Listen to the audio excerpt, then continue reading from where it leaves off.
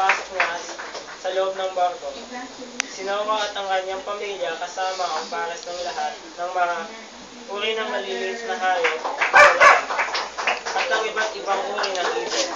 Sila lamang ang kanyang pamilya ang nakaligtas sa mga baha na pinadala nito sa daigdig. Naintindihan niyo? Opo. Sige nga. Bakit? Nagisigawan kayo nito? Anong inutos ng Diyos kay Noah? Barko. Kwarto daw. Kwarto? Ano? Barko. Barko. Tama. Bakit si Noah ang pinili ng Diyos na gumawa ng...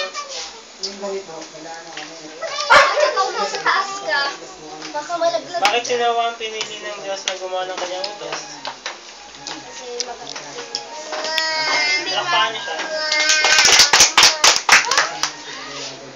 Sinunod ba ni Noah ang lahat ng utos ng Diyos? Oo! Bakit? Bakit? Kasi mahal ng Diyos. Alam niya na ito eh. Sinunod ba ni Noah ang lahat ng utos ng Diyos? Oo! Bakit?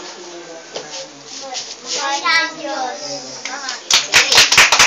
Mabuti at tama ang ginawa ni Noah dahil sa lahat ng pagkakataon na nakakasundin natin ang utos ng Diyos. Heart, malaglag ka! Oo! Baka malaglag ka.